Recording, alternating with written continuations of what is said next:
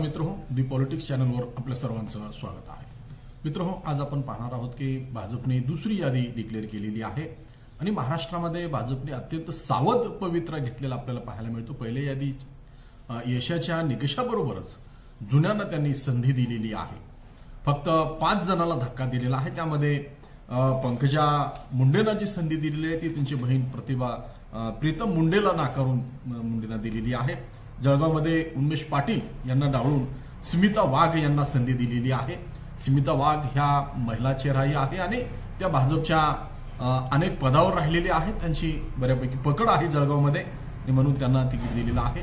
मुंबईमध्ये गोपाळ शेट्टी, आता मुंबईची ही जागा भाजपची अत्यंत विश्वासाची खात्रीलायक जागा आहे आणि म्हणून मग ही जागा त्यांनी मोदीचे अत्यंत निकटवर्ती म्हणून ओळखले जाणारे पियुष गोयल यांच्यासाठी रिझर्व केलेली आहे आणि म्हणून गोपाळ शेट्टीला त्यांनी नाकारलेला आहे।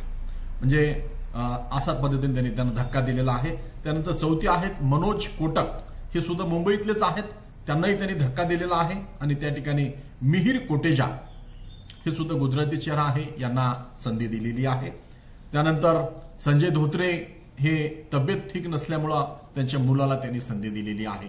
अशी एवढी धक्कातंत्र सोडली तर बाकी सगळ्याच गोष्टी 13 खासदार ही पुन्हा जी आहे जुन्यांनाच संधी दिलेली आहे आणि म्हणून यातून असं लक्षात येते की भाजपने हा जो पवित्रा घेतलेला आहे तो अत्यंत सावधपणे घेतलेला आहे। असं बोललं जात होतं की नांदेड मतदारसंघातून अशोक चव्हाणांची भाच्याची मुलगी मिनलताई पाटील यांना संधी दिली जाईल आणि मिनलताई पाटील अमित शहाला भेटल्या होत्या, त्यामुळं प्रताप पाटील चिखलीकरांची धाबे दणाणले होते, ते फडणवीसांना भेटायला गेले। पण पुन्हा एकदा फडणवीसांचीच त्यांच्याच ह्याच्यातली गोठातली माणसं सत्तेवर राहिलेली आहेत, तिकीट मिळालेली आहे त्यांना आणि म्हणून फडणवीसाची ताकद पुन्हा एकदा महाराष्ट्रामध्ये अधोरेखित झालेली आहे। आणि मग सुधाकर श्रंगारेंच्या बद्दल सुद्धा असं बोललं जात होतं की ते सुद्धा एवढे क्रियाशील नाहीत आणि त्यामुळं प्रदीप ननदकरांनी लातूर जिल्ह्याचं विश्लेषण लोकसत्तामध्ये केलेलं होतं, पण सुधाकर श्रंगारेंनाच पुन्हा संधी दिलेली आहे। म्हणजे सावधगिरी पाळलेली आहे आणि जुन्या लोकांनाच पुन्हा भाजपने संधी दिलेली आहे। दुसरी महत्वाची गोष्ट ही आहे की भाजप सातत्याने काँग्रेसच्या घराणेशाहीवर भाष्य करत असते, पण या 20 जागांपैकी 7 जागा अशा आहेत की ज्यामध्ये घराणेशाहीनेच त्यांना तिकीट दिलेली आहे। पंकजा मुंडे आहेत, म्हणजे मुंडेंची मुलगी म्हणून त्यांना तिकीट दिलेलं आहे।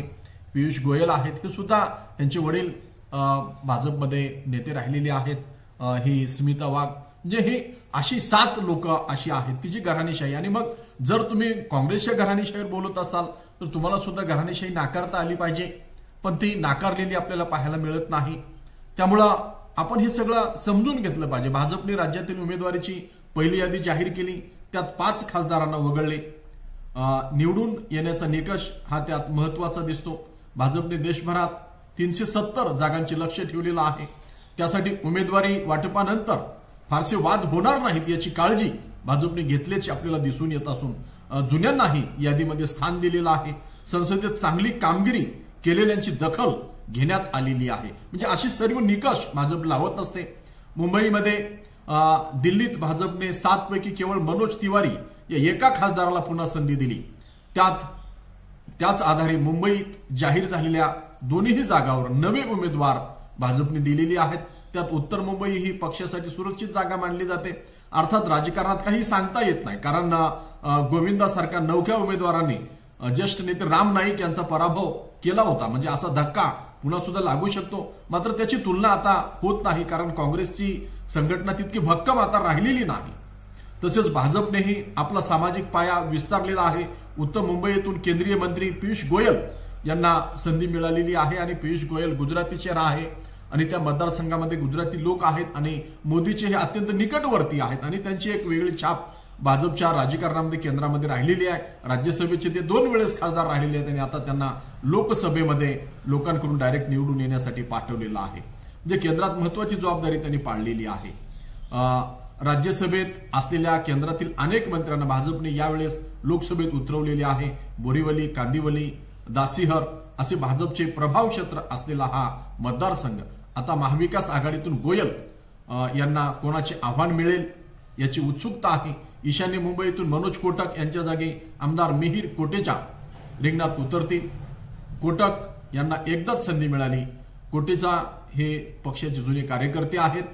पक्ष संघटनेत विविध जबाबदाऱ्या त्यांनी सांभाळलेल्या आहेत। संमिश्र वस्तीच्या या मतदारसंघात भाजपपुढे ठाकरे गटाचे कडवे आव्हान असेल हे आपल्याला नाकारता येत नाही। म्हणजे अशा पद्धतीने भाजपने फार चाचपणी करून फार सावधतेने पंकजा मुंडे व मुनगंटीवार यांनाही संधी दिलेली आहे। राज्यसभा विधान परिषदेत निवडणूक जाहीर झाली की संभाव्य यादीत ज्येष्ठ नेत्या पंकजा मुंडे यांचे नाव असायचे। प्रत्यक्षात त्यांना उमेदवारी मिळत नव्हती। मागच्या निवडणुकीमध्ये फडणवीसांच्या सहकार्याने धनंजय मुंडे निवडून आले अशी ही चर्चा झाली होती। अखेर बीडमधून त्यांची बहीण प्रीतम मुंडे यांच्या जागेवर यांना संधी देण्यात आलेली आहे पंकजा मुंडेंना। मराठवाड्यातील ही जागा भाजपसाठी सुरक्षित मानली जाते। अजित पवार यांचे निकटवर्ती आणि ज्यांना आतून फडणवीसांनी पाठिंबा दिला अशी धनंजय मुंडे हे देखील महायुतीतील असल्याने भाजपसाठी ही महत्त्वाचे ठरते की एकीकडे भाजपची उमेदवारी घेण्यासाठी पक्षात चढाओढ असताना फारशी चुरस नसताना सांस्कृतिक मंत्री सुधीर मुनगंटीवार यांना चंद्रपूरमधून पक्षाने उमेदवारी गळ्यात घातलेली आहे। गेल्या वेळी राज्यातील ही एकमेव जागा काँग्रेसने पटकावली होती। त्यामुळेच मुनगंटीवार यांना तत्कालीन भाजप खासदार हंसराज आहिर यांच्याशी जुळवून घेत हा किल्ला लढवावा लागेल। पुण्याच्या लढतीकडे लक्ष भाजपच्या दृष्टीने पुण्याची जागा प्रतिष्ठेची आहे। माजी महापौर व जुने कार्यकर्ते मुरलीधर मोहोळ यांच्यावर पक्षाने विश्वास दाखवलेला आहे। कारण पुणे आता फक्त ब्राह्मणांचं राहिलं नाही तर पुणे शहर आता बहुजनांचं झालेलं आहे आणि म्हणून भाजप संघटनेत कार्यरत असलेले सुनील देवधर तसेच माजी आमदार जगदीश मुळीक हे तेथून इच्छुक होते। कसब्यात मुक्ता टिळक यांच्या निधनानंतर विधानसभेला पोटनिवडणुकीत ब्राह्मण उमेदवार न दिल्यानेच भाजपला फटका बसल्याची चर्चा होती। त्यातून नुकत्याच झालेल्या राज्यसभेच्या निवडणुकीत मेघा कुलकर्णी यांना खासदारकी देत ही नाराजी काहीशी कमी केली। गेल्या 2 दशकामध्ये भाजपला साथ दिलेली आहे। जळगावमधून खासदार उन्मेष पाटील यांच्याऐवजी स्मिता वाघ यांना उमेदवारी दिलेली आहे। पक्षासाठी महिलांचे संघटन करण्यात त्या आघाडीवर असून पक्षनिष्ठेचे हे फळ मिळाल्याचे मानले जाते। रावेरमध्ये माजी मंत्री व शरद पवार गटाचे नेते एकनाथ खडसे यांच्या सूनबाई रक्षा खडसे यांना उमेदवार आहेत। त्यांना उमेदवारी मिळणार नाही अशी चर्चा होती। पण धुळ्यातून माजी केंद्रीय मंत्री सुभाष भामरे तर नंदुरबारमधून डॉक्टर हिना गावित यांना उमेदवारी मिळाली। गावित या लोकसभेत पक्षाची बाजू मांडण्यामध्ये आघाडीवर असतात।